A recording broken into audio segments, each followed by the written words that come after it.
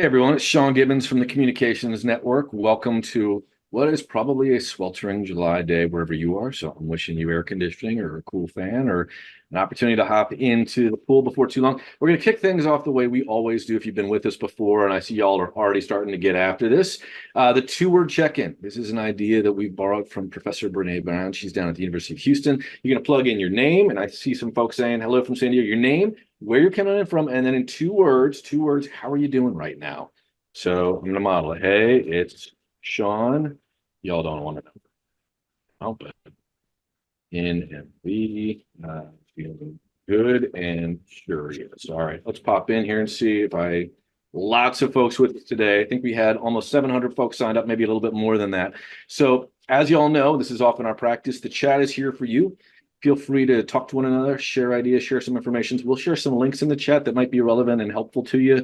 And we'll be together for the next little while. And then at the end of this, we're going to take some time for some office hours. But with that, let me tell you a couple little bits and pieces of things that are going on here at the network. First, there's Slack. You can see this here if you're a network member. Hopefully, you know this is for you. There's about 2,400 of us in this space right now. Great place to introduce yourself, to ask questions, to offer up solutions, to share some information. Maybe your organization recently published a new resource or some research or some data. Great place to share that out. It's a way for all of us to get smarter and better with a little bit of help from our friends. And if you're not a network member, this is something that's only for network members. So Hillary, hope you're with us, but if not, this is the way to get access to Slack is by becoming a network member. You can do that at comnetwork.org. We'd be happy and honored to have you with us. All right, with that, let's go forward. Circles this is another program, sits inside of Slack, but beyond that, the idea was network's getting kind of big. There's a lot of us. And so as this you're seeing this video go by, bottom line was we wanted to help you all create your kitchen cabinets, those folks who can be most helpful to you. And the way we do that is to make sure we're connecting you up with people who maybe share the job that you have or work on an issue that you're working on, or maybe they share an identity. And so they're available, circles are available to each other always online through Slack. And then we meet up monthly for facilitated conversations that are conducted over Zoom or Google Meet, so that those of us who may be at a remote spot have a chance to be in community with one another. We're always proud of that. All right, with that, let's go over, talk to you about circles. This video is going to run. Same principle here with circles, only rather than doing it mostly online, we do it mostly in person. And so the idea is you don't have to go it alone. You also don't have to be a network member to participate in locals. The idea here is get to know folks who are maybe living and working right down the block from you, because every one of us sometimes needs to go out and borrow a cup of sugar, and you ain't going to walk from Seattle to Miami to do that, but maybe down the block. That's exactly the right way to be helpful to one another. And so as this video winds up, you can see 13 cities around the country we have locals happening, and a couple of them are gathering just this week. As soon as this thing wraps up, I'm going to tell you about them. Portland on the 16th is doing what sounds like a really cool thing, a rooftop summer social. It sounds like a good time, hopefully, or excuse me, Seattle is doing that, my bad. And then we have just a little later this month, Com Network Chicago, and our friends just down I think it's the 5 in Portland gathering on the 25th. So if you're in Seattle, Chicago, or Portland, and you are a network member, or even if you're not, you are welcome. Come hang out with all the folks who are working for Comms for Good in your backyard. All right, with that, let's go forward. I think we actually have a few less than 100 seats left, but for those of you who are interested in joining us when the network gathers and brings everybody together in Kansas City, October the 16th through the 18th, we're running out of seats. And unfortunately, that means we're going to have to fire up what I call the dreaded wait list. We'll be sharing our complete schedule next week with y'all, but most everything we know is already up and online for you at comnet24.org. But again, if you want to be part of this, we'd love to host you. It is an absolutely amazing experience, and I'm not just saying that, it really is pretty extraordinary. Fills my cup every year, but we are running out of seats for everybody, so please go ahead and get involved there. One last thing to tell you about before we get telling you what's going on at our next webinar, and then handing things off to Doug and Megan, is we've done another pulse poll. You all were kind enough, and I was really thrilled because we got into the summer months when we were asking these questions, and lots of folks, hundreds of folks responded. We're going to share what came out from that poll just in a couple of days. Literally, I think look for it in your inbox on Wednesday. And so more from us on that very, very soon. And huge gratitude to the folks in the working group who are helping us make sense of all that we're learning. All right, let's go forward to the next slide. This is what we've got coming up. And based on some of the events of the past weekend, this feels like a very important and relevant conversation for us to be hosting. And that is how to communicate in a polarized society. That's going to be coming up on August the 7th. For those of you who may be struggling to make sense of some of the events of the past weekend, the violence that occurred, be there for each other in the chat, please. I think we all probably are horrified by the idea of gun violence showing up once again in our community in a way that does not feel like a modern democratic society should function. But suffice to say, take care of each other, look for each other in the chat here, and if you can be helpful, if someone needs a little help, totally get it. It's an unnerving time. But we'll be back to talk about some of the things that we can all do to be productive and constructive agents, helpers in our society through this conversation happening on the 7th. But for now, we want to talk to you about storytelling. And just before I pass off to Doug, I want to let you know, if you have need for ASL services, you hopefully are seeing Adrian, and she's pinned up here, following along valiantly with my motor mouth. Thank you so much. We're very, very grateful to have her help. And so Adrian's there if you should need her. We also have CART services, which is closed captioning down in the bottom of your Zoom. From Living That Zoom Life, you probably remember it's the CC button, and that can help you if you should have need for that. All right, with that, I'm going to get out of y'all's way. I'm going to hand it over to Doug and Megan. We're going to talk a little bit about the science of storytelling. Then we're going to talk about this update to the Storytelling for Good platform that we've built. And then we're going to make some time for your questions. We'll have office hours. All right, gang, if you need anything else, shout in the chat, or if you have questions, please put them in the Q&A box. That's where I'll be looking for it. Doug and Megan, over to you. Thanks, Sean. Hey, everybody. It's great to have you with us today. I'm the president of Hadaway Communications based in Washington, D.C. We work with organizations of all kinds all around the country and around the world. And Megan is our creative director. And together we're going to give you a sneak peek at the new Storytelling for Good website. For those of you who have seen it before, it's been a feature of the ComNet website for a while. The Hadaway team originally worked with several other agencies to put together a website. It was funded by the Rockefeller Foundation to help nonprofits around the world looking to use digital storytelling to achieve their goals. And ComNet took over the website and asked us to come back and help streamline and update it for you. And that's sort of what we're unveiling today. So this is a set of tools that has been used by organizations working on all kinds of issues and all kinds of contexts. And we're really excited to be able to reintroduce it, and I'm sure to a lot of folks who have not seen it before. So we're going to give you a walk through it. I'm going to, as Sean said, start first with sort of the methodology, the thinking behind what you're going to experience on the Storytelling for Good website. Then Megan's going to show you some highlights from the website itself. And then we'll be available to answer questions and dig into any issues you'd like to go into further on this webinar or in the office hours that follow. So I'm going to share my screen, and of course, we have iCandy to share with you.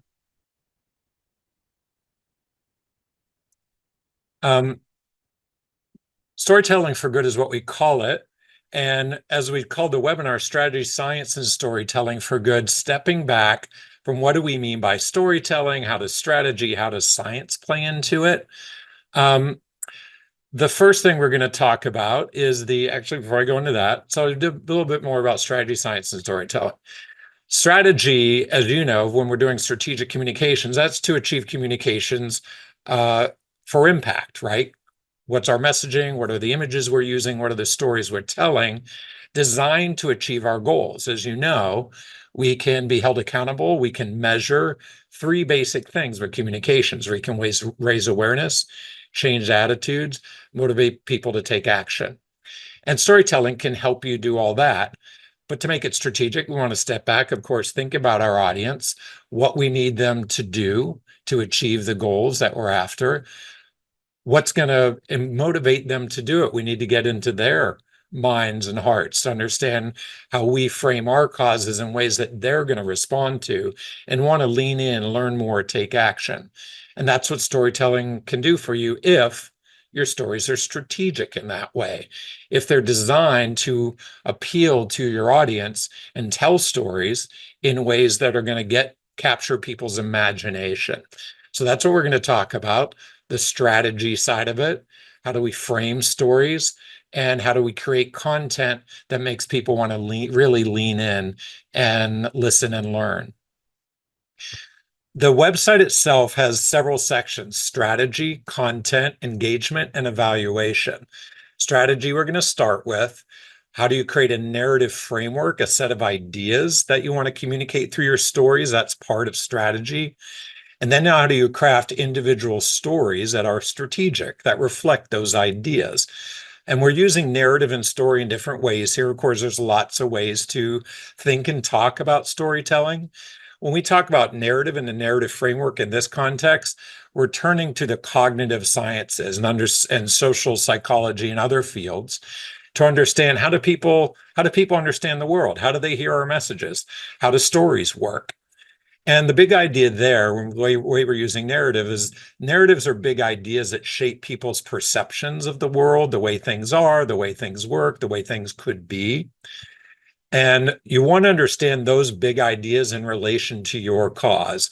And of course, a lot of organizations are looking to change the narrative, and foundations are funding narrative change projects. Usually they're thinking about that. What are the big ideas that shape people's understanding or beliefs or perceptions when it comes to an issue or a topic?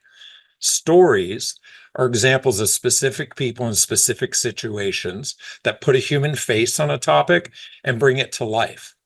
So we're thinking about it in both those ways, and you'll learn the distinctions as you work through the lessons on the website. And I'm going to dive into them right now and show you what we mean by that, giving you a peek under the hood of what the methodologies behind the tools that you're going to see on the website. So first, with the science of storytelling. It's become such a popular tool in communications and marketing and management and all sorts of field because of the brain science, which says it's natural to think in narratives. Our minds make sense of situations by creating narratives about protagonists acting with intention to achieve outcomes. That's what a story is. So what the people who study cognition and communications and storytelling have found that since humans have developed the capacity for language eons ago, we've learned our language, we've learned our values, we've learned how the world works through stories. And our brains have sort of evolved to understand, create stories out of things that we encounter or things that we hear. It's sort of a natural way our brains process things. So when we use storytelling, we're working with the way the brain works. And there's other studies into storytelling itself. What does that look like? And that's one of the first tools you're going to see under strategy on the website is a narrative framework. And it looks like this. A story, the most basic stories ever told are a protagonist trying to reach a goal, a relatable protagonist trying to reach a meaningful goal that has to overcome challenges and find solutions to those. That's the most basic storyline. And that's what's represented here. What we do is adapt that understanding of stories and how the brain processes the world into a framework you can use to tell stories about your cause, where you put people in the picture. Who are the people you need to put in the picture to tell your story? What are the goals? What are they trying to achieve? If you do that in a way that is authentic and true to the people you serve and also reflect the aspirations and goals of your audience, people are going to lean in. The social psychology says that we pay attention to messages. We stop and think about stories when they reflect our own values and goals. So that's part of the craft and the strategy of creating strategic stories. How do we tell stories about real people and situations that tell their story and also reflect the hopes and values of our audience? And then, of course, you frame what are the problems that your organization helps people solve? What are the solutions you offer? Are they policy ideas? Are they programs? There's all sorts of organizations on this webinar doing all kinds of work. But ultimately, you're offering solutions to challenges that people face. So who are you serving? Who is your audience? What do they care about? And how do you help them achieve those things that they want to achieve in their lives and in their work and in their world? And of course, storytelling for impact is generally about getting people to take action. We can raise awareness, change attitudes, and motivate action. We're generally, and we're going to talk about here, getting people to that last step. And a story really can achieve all those things for you, particularly in getting people to want to lean in and learn more and connect with your organization. So that's a win for a strategic story. If you're putting it out in the world and people are coming to your website, coming to your people, your organization to learn how they can help. So the other aspects of this framework that we're looking at from the brain science shows that this little simple framework creates what's called narrative coherence. It's a set of ideas that work together that help us wrap our heads around what can be an abstract or complex topic. I'm more likely to understand almost anything if I can picture people doing things. And this packs all that power in a very simple framework that speaks to the heart, because I see people, I see goals, I see problems, I care, but also helps me understand it. So it's doing a lot of work for you. So that's why we use this kind of framework to think about messaging and storytelling on any topic. And this has also been shown to work with folks in different contexts and cultures all around the world. So here's an example of putting that simple framework to use, and the website's going to walk you through a series of exercises for you just to get ideas on the board and start mapping out, okay, what are the ideas I need to communicate about my organization, about our cause, that's going to help people wrap their heads around it in a way that will motivate them to want to lean in and learn more about it. So this is for a school of public health that we helped craft a brand narrative for. How do they tell the story of the organization? So they said that they educate global leaders in public health. They hire faculty who are global leaders in public health, et cetera. So their big idea is we want people to see our people as global leaders. And what are they trying to achieve? Transforming lives. To them, public health is not just about fixing medical problems. It's about living a healthy, better life in your community. And they do it around the world. So that's a big aspiration. Again, the idea here is that they're telling the authentic story about their people and what they do in ways that attract their audiences. They need funders to support the school, students and faculty to apply and want to work there, policymakers to want to pay attention to the research, things like that. You're looking for an authentic way to present your work in ways that are going to attract the interest of your audience. And the way that we frame the problem is by keeping it very simple. They work as a team to tackle complex public health challenges. This isn't trying to explain the complexities of public health. It's simply saying public health is a complex field. There's a lot of inputs into the public's health. We all understand very viscerally the role of diseases and viruses in public health. Well, those come into contact with your environment, with the economic situation or the community you live in. There's all these determinants, they call them, in the field of health. So it's very complex. We don't try to explain that right up front. We're just saying it's very complex. So what we do at the school is figure it out. We produce powerful ideas to address complex public health challenges through research, innovation, and education.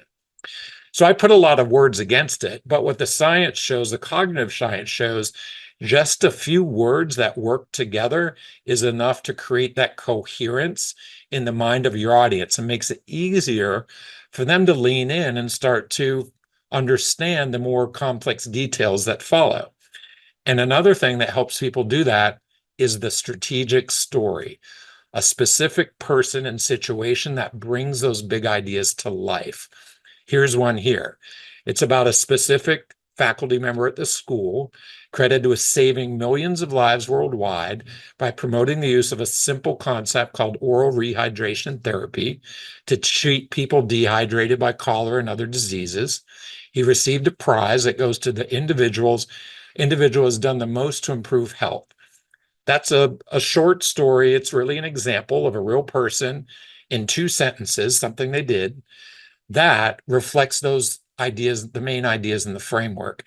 That's about the size when we say a narrative framework, ideas that motivate the audience, a strategic story, a specific example of a person that brings it to life.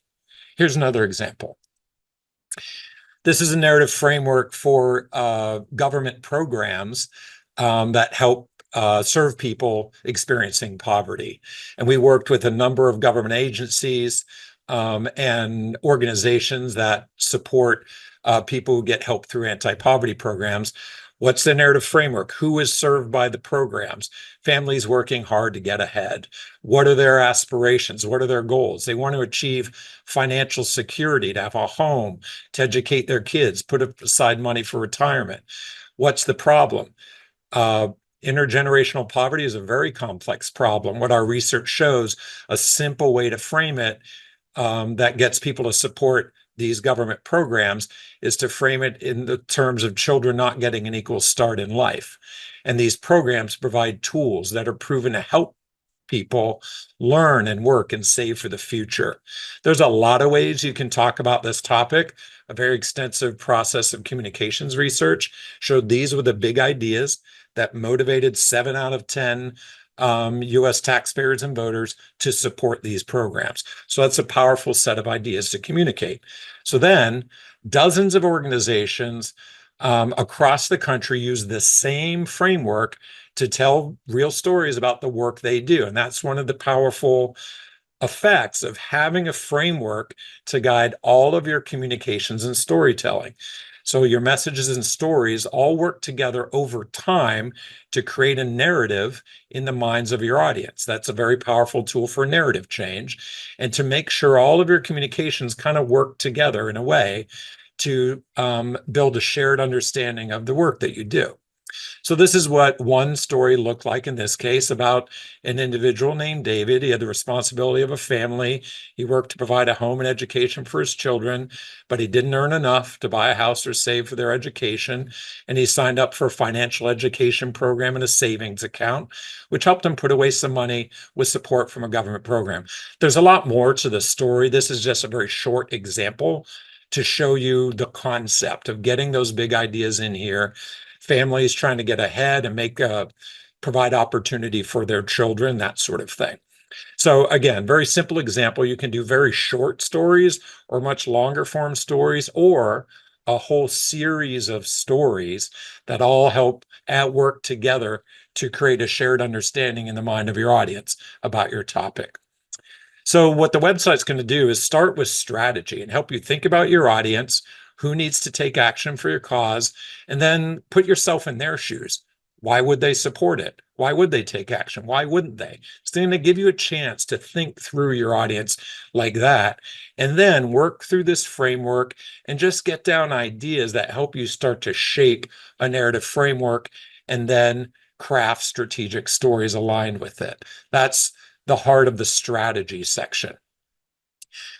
The next section we called content, and that's going to do a deeper dive into storytelling technique with a focus on plot. So of course, stories are made up of any number of things. We talked about people, that's a character or a protagonist achieving a goal, having to overcome a problem. That's where you start to get into a plot. What are these people doing? What's happening? What's the situation, right? A story is a relatable character in a setting, in a situation, and then things start to happen. And as we talked about, the character wants to achieve a goal and encounters some kind of obstacle or challenge and figures out how to solve it. That really is the essence of storytelling.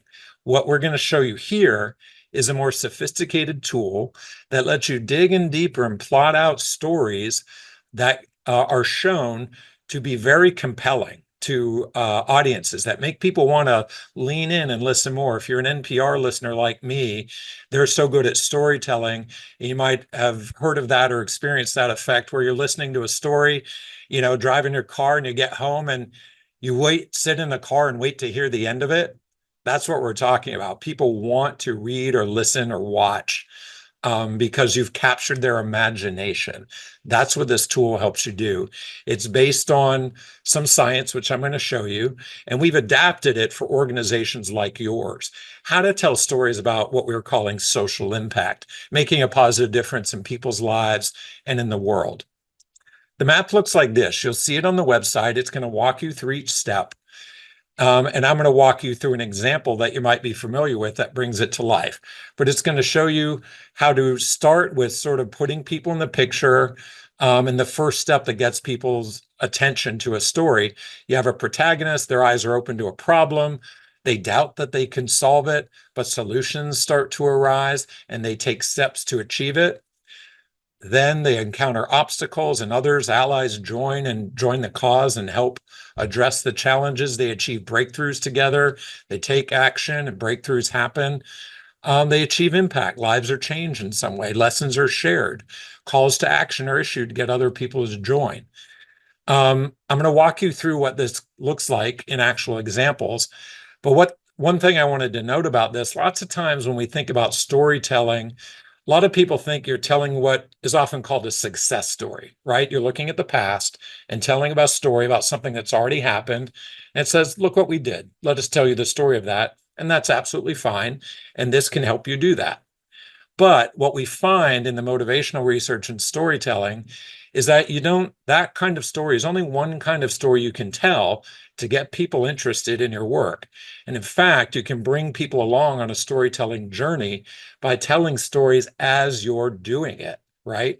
As your program is emerging in the world, as your movement is working together to solve problems. And you can actually come up with a series of stories that this map can help you plot out that actually keep people coming back to find out what happens. So that's one thing we want to encourage you to do. Think about storytelling in different ways and understand that telling stories of people trying to reach a goal can be even more compelling than telling a nice little success story all wrapped up in a bow. So the science that this comes from is called the hero's journey. A lot of you might have heard about this, particularly if you are an English major like I was in grad school and learned about tools and techniques for storytelling. Multicultural studies found that people around the world tell stories with a similar plot structure. That's what we're talking about, what happens in the story, which compels people to lean in and listen to hear how it unfolds. And I'm going to show you an example of what really made this famous was a movie that became a blockbuster in the 1970s and a very iconic movie that was patterned very closely on the hero's journey and introduced it to Hollywood. So a lot of movies that come out of Hollywood actually follow a formula like this because it works. The one example I like to use is one of my favorite movies as a kid, Star Wars. I'll narrate it quickly. For those who haven't seen it, I'm sorry. I'm going to use a lot of shorthand.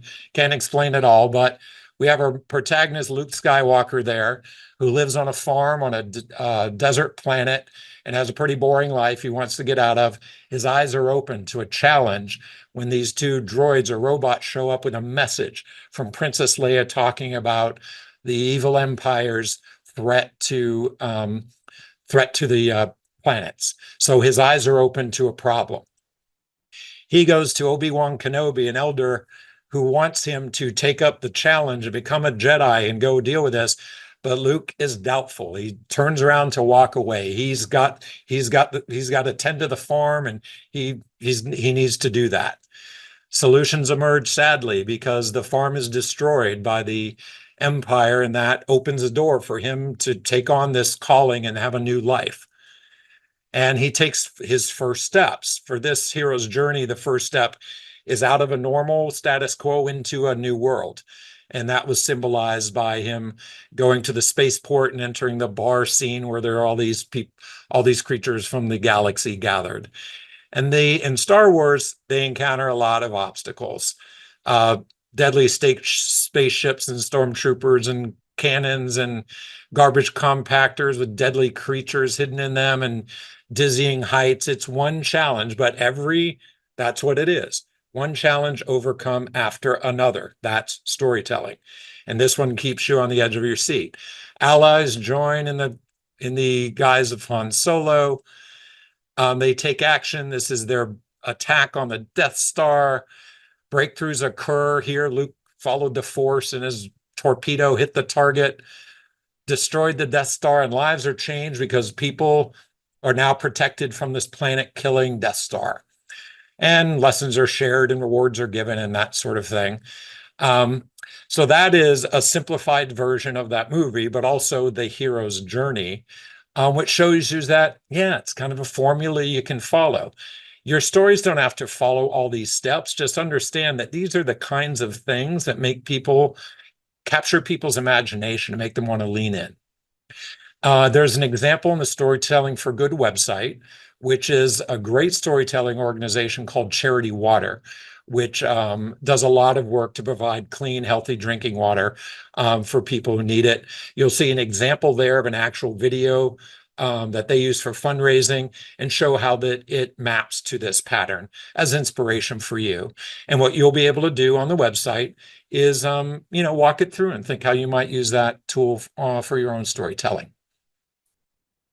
So that is sort of a deeper dive into the strategy and the content sections of the website.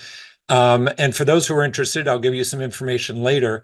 Hadaway Communications is actually launching a digital course for those who really want to get into it and to get deeper into the science of storytelling. And we'll tell you more about that later. It's very complementary to this if you're interested. I'm going to turn it over to Megan, who's going to show you some highlights from the website. Thanks, Doug. I don't know if it was exciting at Star Wars. I enjoyed the site. The first thing is that the URL for the site, storytelling.comnet.org, has not changed. So if you have already been using the site, you will notice the new content up there as of yesterday. Go ahead and bookmark that, because I'm sure you'll go back to it over and over again. So let me go through with you some of the new features of the site and how we've organized the information so that it's easy to follow and use. Basically, it walks you through all of the steps that Doug just went through in his the science. It is divided into 3 main sections: Learn, which contains lessons on developing your strategy, your content, an engagement plan, and evaluation. Articles, which is in the middle here, houses interesting articles that go deeper into specific aspects of storytelling, articles that have been developed both for this site and articles that go off the site into other areas. And then over here, you'll see a downloadable workbook to help you craft your own stories. And I'll get a little bit more into that in a minute, but I wanted to start with the Learn section, because obviously this is the main section of the site with all the different lessons. Strategy helps you discover the right audiences and set your storytelling. It also walks you through, as Doug talked about earlier, developing your narrative framework to inform all of your strategic stories. The content section walks you through how to craft those individual stories. These are the stories about specific people doing specific things to achieve specific goals. That bring the narrative framework to life. The engagement helps you choose the platforms that you might want to put those stories out and gives you some tips and tricks on how to do that. And finally, evaluation gives you the initial thought or the story.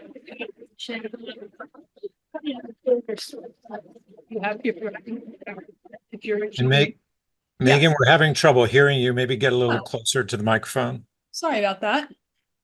Is that better? Yes. So I'm going to dig a little bit deeper into one of the sections just so that you can see the structure and how we've set this up for it so the information is easy to use and replicate. We'll start with strategy. You'll see at the top, you'll see the button that allows you to read the articles that are associated with the strategy section. Each section starts with an introduction that sets the section up and continues guiding you through all of the types of questions that you'll need to ask yourself to develop, in this case, a strategy or a narrative. And it starts with in this case, the understanding of your audience, right? It gives you a little bit of information about that and you to think about specific questions regarding that. So who needs to take the action to achieve your goal? What actions they take? These people are your audience. So they may not be the people who you're telling the stories about, who may be the people who benefit from your work, but they are your donors, your volunteers, policymakers, and others that you need to make that work possible, who you want to take action. You want to think about what actions they must take, and then you'll see it, you continue on. Why would they take those actions, and why wouldn't they take those actions? So you're putting yourself in the shoes of the audience themselves to understand what motivates them and will drive them to action for whatever that action is that you want them to take. Each section also includes very specific exercises and examples that will help you to ask those right questions. So in this case, you'll see those questions laid out for you here. You'll also see them in your notebooks or in your workbooks that you can answer yourself. They mirror the downloadable workbook, and they're examples from real clients. Doug gave you some real world examples that you'll see throughout the website. We also have some others. In this case, we worked on an employee ownership effort with the Candida Fund, and we were asked to increase the number of small business owners considering employee ownership, or what we call EO. It's a business model that gives employees an ownership stake in the business. And what had happened up until this point was that they had talked about employee ownership as a benefit to the workers themselves and a benefit to society in terms of, getting people out of poverty and all of those things. But they couldn't get the attention of small business owners to really consider this as a model for their businesses as they considered things like how to build the business or even how to retire. So we knew we needed to attract a new audience. So I'm going to walk you through the questions and how I answered the questions when we worked on this project. So in terms of who needed to take action, we needed small business owners in this case to take this action and move toward at least finding information. So what action did they need to take? They needed to request a meeting with our funders group to explore employee ownership in their own businesses. Why would they take the action? They're motivated to explore better ways to run their business, encourage employees to do their best, and increase profits. Employee ownership can be a valuable tool to achieve those goals. And this is where it got interesting, because this is where we had been talking about how to get out of your business, how to retire from your business. And these people were actually looking for information on how to run their business and get more out of their business. They had also been talking about how, as an altruistic sort of play to get to build wealth among workers, which of course is true, but it wasn't the motivation that would help our small business owners take this action. So why wouldn't they take the action? As I said, messaging about employee ownership was focused primarily on the benefit to employees, and owners didn't see the benefits to their business. So you'll see how that example walks you through exactly the types of information that you're looking for when you're asking these questions to yourself. And the exercise, which is in the notebook, in the workbook, which I'll show you in a minute, helps you to do that for yourselves. This section also walks through the development of the narrative framework. So that framework, the top level framework of people, goal, problem, and solution that will inform all of your strategic stories going forward. It gives you each section a little bit more information on each of those sections. It starts with the people you serve, which is a little bit different than the audience that you're trying to reach. In the case of EO, it was the same audience. In other cases, it may be that the people you serve, such as the example that Doug gave from the government about anti-poverty programs, may not be your primary audience, but it is the people that show up in your narrative. So let's continue to walk through that EO example as it pertains to the people section of the narrative.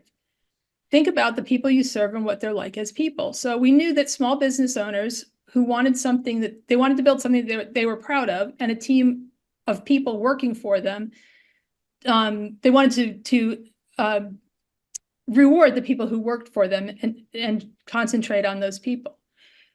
Think about the people who support the work, like donors and volunteers, and what they're like as people.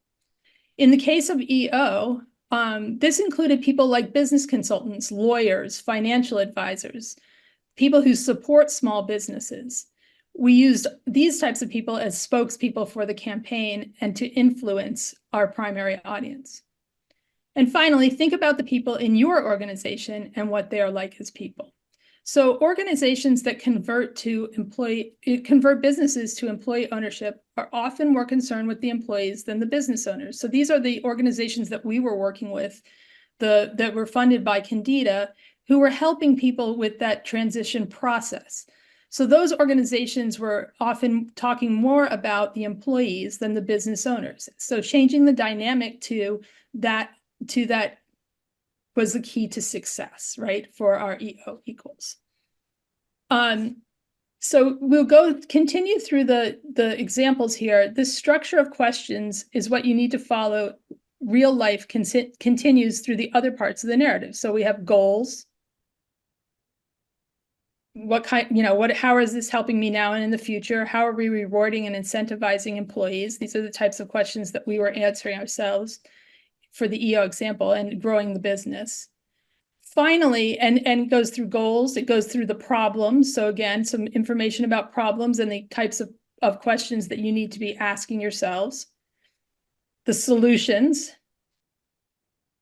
And then finally, at the bottom of the strategy section, you are learning how to put this all together into your narrative. So for the example from EO, people were the small business owners wanted to build a strong and successful business. Motivating employees and planning for the future can be difficult. That was their problem. It's difficult. There's a lot of things that weigh on their minds, a lot of different distractions that they have. So the solution is employee ownership is a multi-purpose tool to unlock the many business benefits. So it's not just about the employees, nor is it just about the business, but it unlocks a lot of different benefits for the business owner. So that sort of walks you through the types of information that you'll find in each of the sections. At the bottom of each section, you will find, oh dear, you will find related articles. And they were here yesterday, so hopefully we'll get them right back. But you'll see, and I'll go to a different section, so hopefully you can see that type of content. And that is basically the structure for each of the sections. So when in content, you'll find, so I'll point out a couple of the features of each. In content, the main portion of the content section, and I don't want to give you scroll anxiety here, but is that you'll find that the impact, I'm going to go all the way to the bottom here, the social impact story map that Doug walked through in detail with his example from Star Wars. But this is a really important part of that content. The content section is concentrating on those specific stories about specific people doing specific things in a plot in that plot format. So when you get to this section, using that social impact story map will make the stories interesting and compelling to the people who you need to make that change with. The engagement section contains practices and best practices and tips for all of the different platforms that you will want to put these stories out. So you'll see Facebook, Instagram, LinkedIn, all of these sections will give you a little bit of information. We chose to link out here to the actual tips and articles on best practices from the different platforms, because as you know, those sections will change quite rapidly. And we didn't want that to be outdated quickly. So you'll see, make it very easy for you to find the information that you need the most.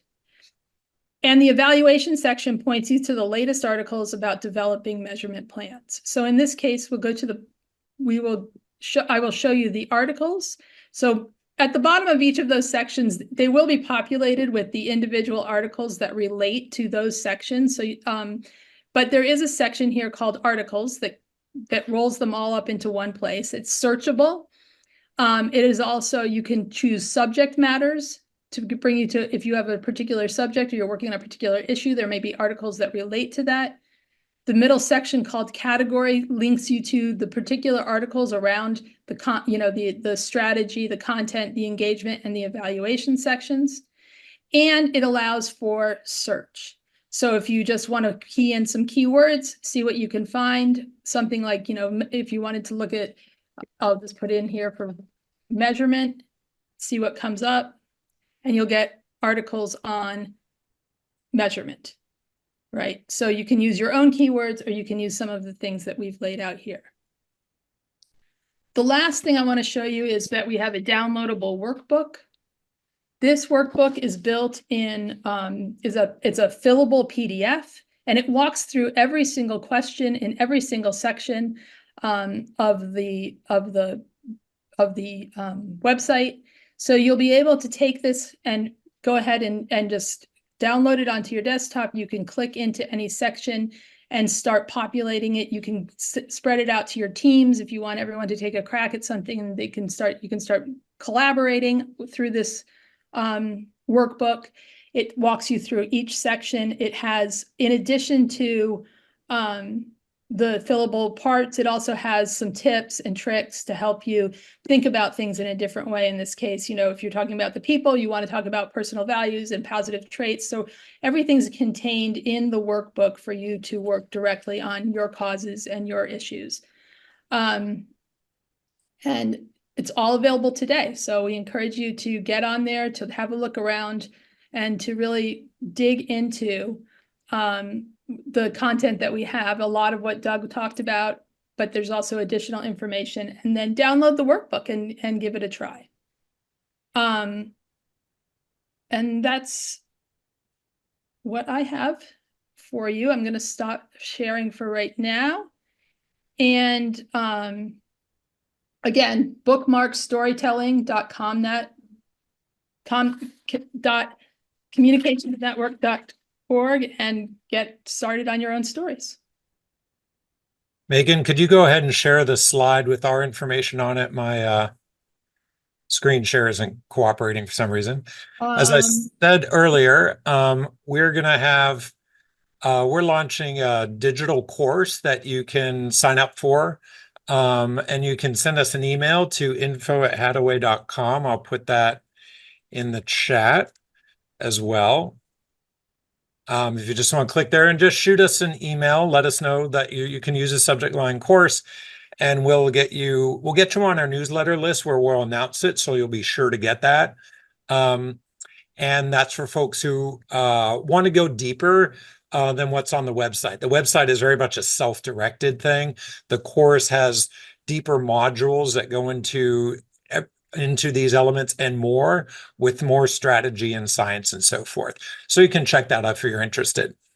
We've got a little time to address some of the questions in the chat, which I can see here, Sean, if that's fine. Yeah, we have two. So why don't we do this, gang? We'll take these two questions and then we'll go to office hours maybe a little bit early so that folks can talk directly with Doug and Megan. But let's go ahead and jump in. There's a first question from our friend Susan, who says, I work for a think tank that wants to do storytelling, but it's challenging since we don't do direct services and don't have clients or direct interactions with the people we serve. In that case, women. Any recommendations for how to do storytelling for a think tank or a policy shop? Is there anything different or distinct about that, Doug? Yeah, understood. We work with lots of think tanks and policy organizations in DC and state capitals and so forth. And yeah, and government agencies actually that are working at a policy level, and they contract out direct services. So start with the research you're doing. The policy research you're doing is, of course, meant to improve people's lives. So one good way to think about storytelling for policy like that, again, starts with your audience, right? Who do you need to do what? I'm assuming you want, for example, state legislators or national legislators, policymakers or implementers to understand your policy and want to be guided by them. So let's pick that as your audience. So you're putting, in this case, it sounds to me, first, the story you're telling, one, is about the people whose lives are improved by the policy research that you're doing. I'm assuming the research is, for example, that the poverty work that we were doing, lots of research on what are the problems people who are trying to achieve financial security, what problems are they facing? Sometimes it's a lack of financial literacy, for example. They've never had a bank account. So the policy is to help them open bank accounts and provide classes that help them learn how to manage their money. So that was a very simple example. I put the people served by the policy. What is it they're trying to achieve? And you figured out the problem and solution, and that's where your policy research comes in. That to me is a straightforward way to do that. I'm sure there's more nuances.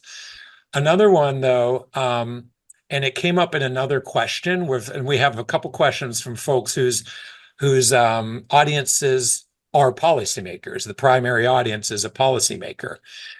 One of the things when you're from the motivational science and storytelling science is that we're more likely to take an action A, if we think other people are taking it, and B, we see them taking it. Those two things. So yes, put your policymaker in the story, highlight the policymakers who are listening to their constituents, who are learning from your policy research and showing what they did as a result. That, the science says, is one of the most powerful things you can do to get other policymakers to do the same thing. That's also called normative messaging and storytelling, meaning you're creating the idea that it's a norm, right? Policymakers across the country are using our research to shape new programs to serve their constituents. Here's an example of a policymaker in Kentucky. See what I mean? So you're creating a frame that's showing them like, yep, policymakers like you are doing this, and then share stories of them doing it. Also, so that's motivating, like, oh, okay, I can see myself doing that. It shows people what's possible. And it also helps you bring in, I'm sure, your policy research and advocacy, there's lots of nuance there. Tell different stories that show different angles on the work. Don't try to do too much at once because you overload the client, or the audience, with too much information. One of our rules is avoid TMI. Too many ideas or too much information at once overwhelms the audience. It demotivates people. Stories, using these tools we've talked about, actually gets their brain in the game so they can actually understand more. So that's a really good thing for policy organizations. I know we, for example, worked with a policy organization that does research in international development, how to help people with the lowest incomes around the world. And they had a 100-page report intended for members of Congress and their staffs. Now, having been of staff to a member of Congress, I can tell you nobody has time for a 100-page report. And in fact, we've done research with congressional staff on how to do this right. And they need like 3 to 4 pages. They want you to tell them what to do.